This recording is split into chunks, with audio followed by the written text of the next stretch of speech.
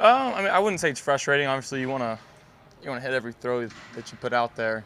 I don't know if we've attempted too many deep passes, and when we've had them, I haven't done a good enough job of putting the ball where it needs to be. And it's something we're working on. It's something that I don't have any worries or any thoughts about, and it's something that'll be taken care of. And I got really no doubts on that. So, um, we're just kind of playing it one game at a time, trying to get better each and every week. I understand the fans want to see the deep ball, but that's not really the part of the job of the quarterback. We're doing a good job moving the chains on third down and converting when we need to. So, that's about it. The one to Andre, what was your immediate reaction? And then when you watched the film of it, you were like, Yeah, it came out hot, and I saw too high, and Andre made a good read, and he was flying, and just one of those balls where it's one of those split-second decisions where you got to find out how much strength you got to put behind it, and it left the hand. I thought it had a chance, and got up in that wind, and the wind kind of took it a little bit, and obviously, hindsight's 2020, and wish we could have it back, but at the end of the day, we got the job done. There are a number of those, every situation is different, right? Every pass you throw in that scenario. Yep. A number of factors that are at play. But can you shed any light on what's going on? Because, your completion percentage is up into the 60s this year overall.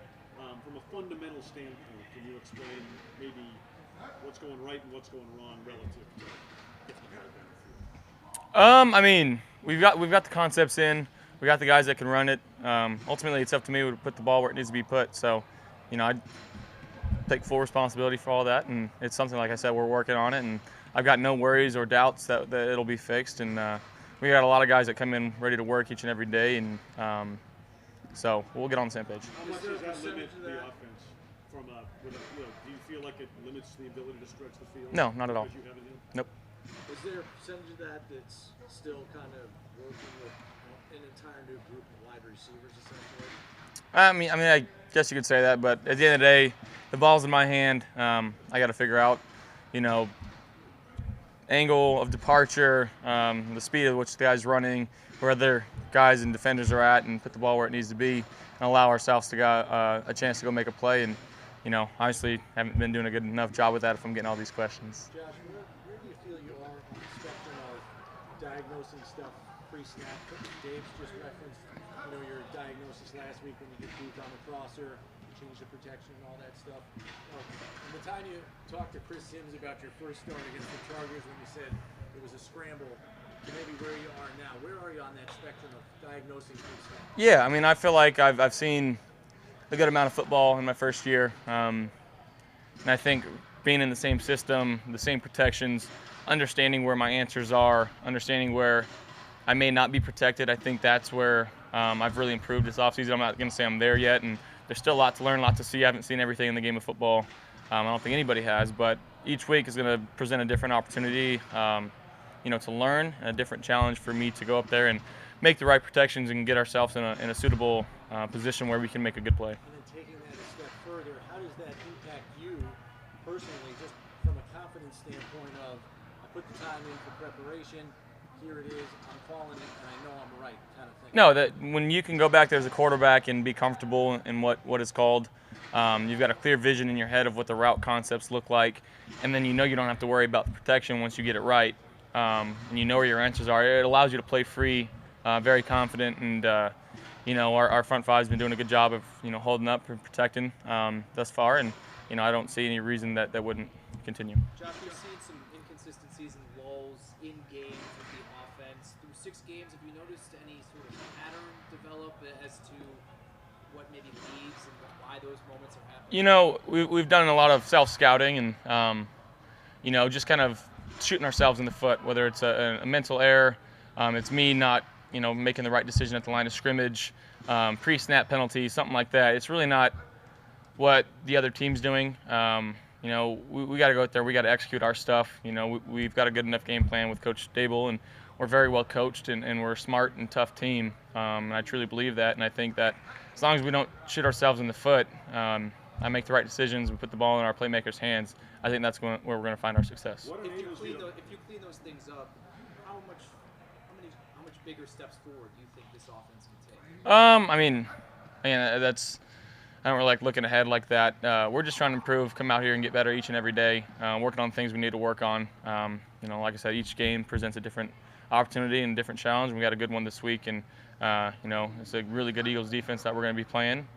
So they're going to be up to the task, ready to come into our stadium and take what we want. So we got to be prepared, and we got to have a good game plan for this week and go out there and execute. Josh, yet when you're in a hole or the game's on the line or that sort of thing, you collectively as a group are able to kind of flip that switch.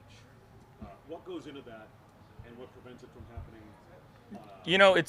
It's not like somebody's up there giving a rah-rah speech and getting everybody inspired. It's collectively, we just kind of look at each other, and it's time to get to business here.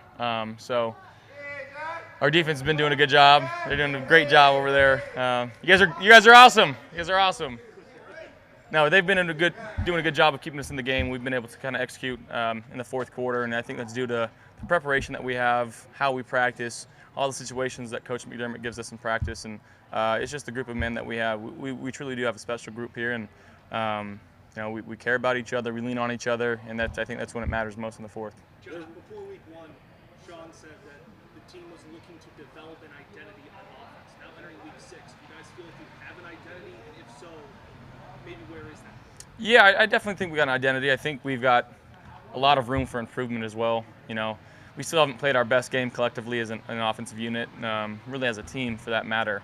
And we're sitting at 5-1, and we feel good about what we've done, but we don't feel complacent or good enough of what we want to be and where we want to go. So, like I said, each week we get to learn and grow, and it's going to be no different this week. We're just trying to attack it one game at a time. So identity seems to be a team that can, like you're saying, rallies in the fourth quarter. Is that part of this? Oh, yeah.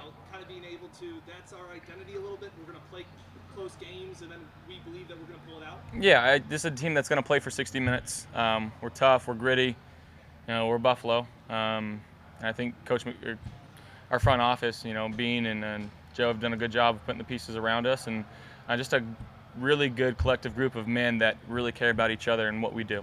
Where do you feel you're at on the issue of ball security? Because, you had the one bad throw against Tennessee, no turnovers this past week. Maybe we should have made more of that, after the game. How do you feel as a group, and maybe you individually, you're delivering on that? Yeah, last 2 games have been better. Obviously the one in Tennessee still bad decision, bad throw on my part. But I feel like, it's still something that we've got to be very aware of. It's a very concerned effort of taking care of the football, and we obviously know the statistics of when, this league is very ball security driven. You don't turn the ball over, you give yourself a chance for better success. There was a failed third down. There was a failed third down conversion in the last game.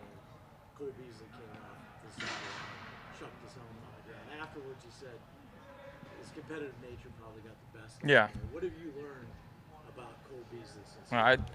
And as much as people want to say that, I love that. I love that as a football player and as a quarterback, how much he cares, how much he wants the ball, on a third down call like that.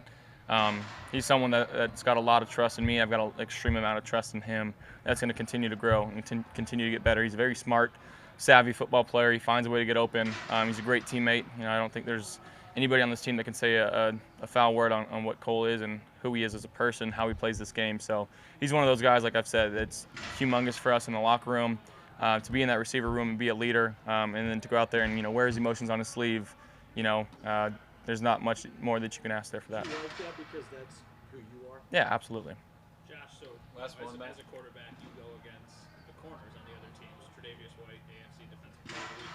What does a player like that do to an opposing quarterback? And obviously, you're just speaking from a teammate perspective. Yeah. But going against a guy at his caliber. Well, it's not just Trey. Obviously, we know how great of a player Trey is and how great he's been. But it's that whole defensive unit. The safeties, Micah and Poe, and then you got Levi on the other side. You got Taryn and Kevin play inside. Then you got those linebackers in the middle, Milano and Tremaine, and what Zoe does, and he's always hopping back and forth, and then the front 4 there. So it's a collective group, and to be able to go against them in training camp, and to be able to compete against them each and every day and try to get better. It's very fun, because iron sharpens iron. So the better they are, the better they make us, and vice versa. So glad we got them. Thanks, Thank you guys. Thank you.